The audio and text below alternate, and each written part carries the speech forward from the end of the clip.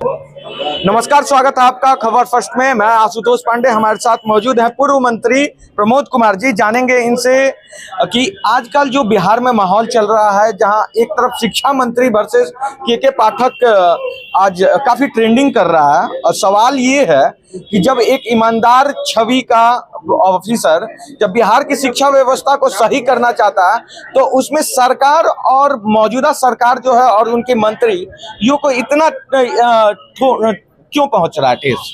देखिए, आज डॉक्टर श्यामा प्रसाद मुखर्जी जो हम लोग के पार्टी के संस्थापक हैं, उनके जन्म जयंती के अवसर पर हम आपके चैनल के माध्यम से समस्त देशवासियों को डॉक्टर श्यामा प्रसाद मुखर्जी के चरणों में श्रद्धा सुमन अर्पित करते हैं। और जो आपका सवाल है, तो बेमेल गठबंधन है और आरजेडी का पिछला 15 साल का शासन क्या था कि आईएएस अफसर मुख्यमंत्री के खैनी बनाते थे, मालूम है ना? हैं? मुख्यमंत्री के खैनी बनाने का काम आईएएस अफसर करते थे। तो बेमेल गठबंधन जब होगा तो अपना नेचर से चल रहे हैं, और नीतीश बाबू अपना नेचर से चल रहे हैं। तो जब कहा गया है कि हरबरी के बियाह आ कनपट्टी में से नहीं होता है, हरबर में शादी कीजिए तो बीच माथा के बगल में कनपट्टिए में सिंदूर लगा दिया, तो वही बेमेल गठबंधन हो गया। और जो श्रीमान लालू प्रसाद जी की कार्यशैली थी, जिससे पूरा बिहार और माननीय उच्च न्यायालय ने बारीकी से समझा और इस राज को जंगल राज में तब्दील किया। क्या लगता है कि 12 तारीख को जो अभी चार्जशीट दायर हुआ है तेजस्वी और लालू यादव और उनके पूरे परिवार पे, क्या लगता है कि इस बार फिर से ये जो बेमेल गठबंधन है कुछ दिन के मोहताज है क्या? ये तो माननीय न्यायालय का अधीन चीज है, उस पर कोई टीका टिप्पणी क्या किया जाए। न्यायालय का पावर है, न्यायालय सर्वमान्य है, अब क्या करेगा। बिहार में मौजूदा जो शिक्षा व्यवस्था की बदहाली है, इसमें कहीं ना कहीं आपको लगता है कि नीतीश कुमार का मौन रहना एक तरफ से, मतलब जो भी खराब हो रहा है वो आरजेडी के कारण हो रहा है, बेमेल गठबंधन से तो यही ना पता चल रहा है। देखिए कि नीतीश कुमार का भी इसमें कहीं ना कहीं कुछ है। नीतीश बाबू, हम भी मिनिस्टर हैं, तो नीतीश बाबू का कार्यशैली है कि जो भी मंत्री हैं उनको संतरी के रूप में रखते हैं, और जो मंत्री होते हैं उसके आईएएस अफसर जो होते हैं वह सब नीतीश बाबू के डायरेक्ट कनेक्शन में होते हैं। अब नीतीश बाबू जिस विभाग में जिस औकात के या जिस ज्ञान के अधिकारी होते हैं, वैसा उनको उसमें डिप्यूट करते हैं और उससे अपना लाइजनिंग करके अपना मॉनिटरिंग करते हैं। हम लोग भी मिनिस्टर थे, तो हम लोगों से ज़्यादा वह नीतीश बाबू हम लोग के प्रधान सचिव से मॉनिटरिंग करते थे। लेकिन शिक्षा मंत्री तो डायरेक्ट इन्वॉल्व है ना, शिक्षा मंत्री तो सुनिए ना, अब ये कार्यशैली मुख्यमंत्री का है और शिक्षा मंत्री का कार्यशैली है श्रीमान लालू प्रसाद जी वाला। अच्छा, बात को समझने का प्रयास कीजिए।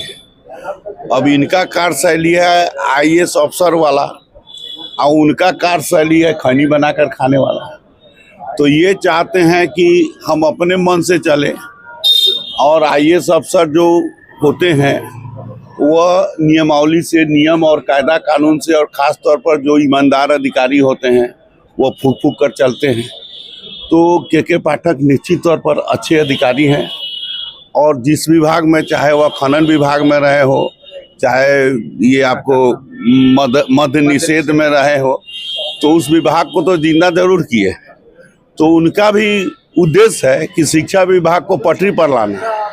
लेकिन ये शिक्षा मंत्री को शिक्षा से मतलब नहीं है, ये संविधान पर की अवहेलना कर रहे हैं। जो भारत के संविधान बाबा भीमराव अंबेडकर ने लिखा, उस संविधान के दूसरे पन्ना को उल्टिएगा तो उस पर प्रभु राम का चित्र है, राम दरबार का चित्र है, हनुमान जी का उड़ता हुआ चित्र है और नंदिनी का चित्र है। और ये जो बाबा भीमराव अंबेडकर ने जो भारत की जो संस्कृति थी उसको संविधान में समाहित किया, और उस संविधान के बिना पाना पलटे राम के बारे में इधर उधर बोलते हैं। अगर दूसरे धर्म के बारे में बोलते तब उनको समझ में आ जाता कि दूसरा धर्म और राम और हिंदू धर्म में क्या अंतर है। तो इनको शासन और प्रशासन से मतलब नहीं है।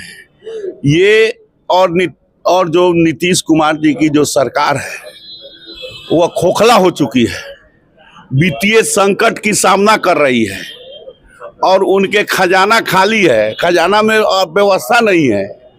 तो इधर उधर एक बार कहे कि पुराना विद्यार्थी भाग लेगा, फिर एक नया फॉर्मूला लागू कर दिए कि अब बिहार में उस ढंग के मेधावी विद्यार्थी नहीं है, ताकि कोई ना कोई हाई कोर्ट चला जाए और ये मामला स्टॉप हो जाए। अच्छा, तो मतलब उन्हें नौकरी 10 लाख देने के इरादा नहीं है, वह 10 लाख का 1 लाख भी नौकरी नहीं दे सकेंगे।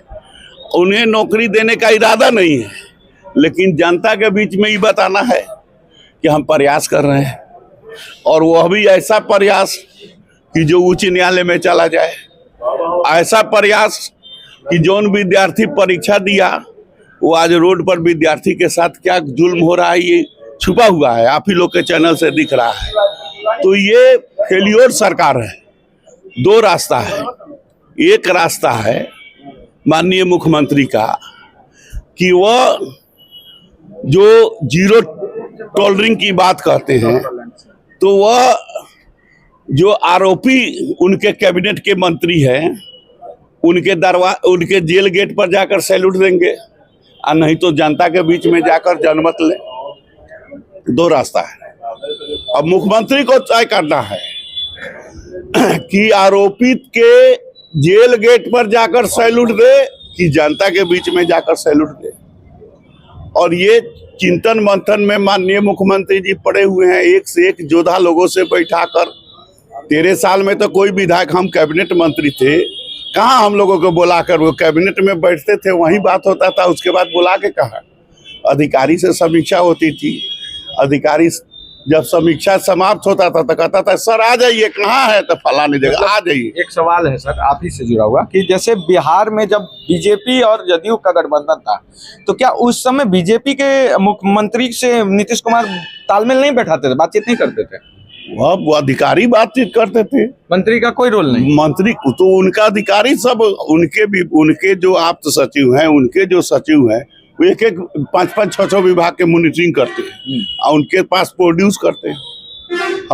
हम लॉ मिनिस्टर थे, 4 बार फाइल गया, 4 बार फाइल आया, एक भी वकील का नियुक्ति नहीं हुआ। हम गन्ना मंत्री थे, गन्ना के डेवलपमेंट का पैसा किसान को जाना था, जो 10 बार फाइल गया 10 बार आया, उनके अधिकारी सहमत नहीं हुए, इसलिए कि खजाना में रुपया नहीं था। ये भी परिस्थिति थी।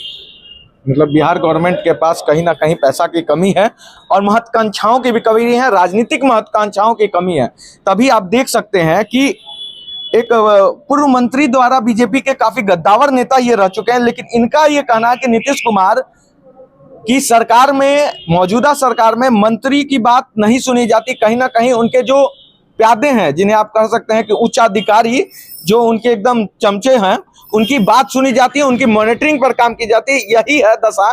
इसी के कारण जो है आज शिक्षा व्यवस्था इस कदर हो गई है कि बेमल सरकार बनने के बाद आप देख सकते हैं चंद्रशेखर जी जैसा आपको बिहार को शिक्षा मंत्री मिल जाता है, जिन्हें राम की बात हटाए, राम की कथा की तो बात हटा दें, वो अपनी कथा सही से नहीं जानते हैं। आपको मैं बता दूं कि खबर फर्स्ट बहुत जल्दी बिहार की शिक्षा नीति, बिहार की शिक्षा व्यवस्था और चंद्रशेखर जी पर बहुत बड़ा खुलासा करने वाला है। हमारे साथ मौजूद थे बिहार के पूर्व मंत्री, बीजेपी के काफी गद्दावर नेता है, और इनका साफ तौर पे कहना है कि नीतीश कुमार की जो अभी मौजूदा सरकार है वो बेमेल है। और बेमेल सरकार की आप जानते हैं भारत के इतिहास में बेमेल सरकार की जो आयु होती है वो 5 साल से कम होती है। ऐसे में देखने वाली बात होगी कि क्या 12 तारीख के बाद बिहार में एक बार फिर से ऐसा कहीं राजनीतिक समीकरण ना बने कि 2024 के लोकसभा से पहले कहीं मध्यवर्ती चुनाव ना आ जाए।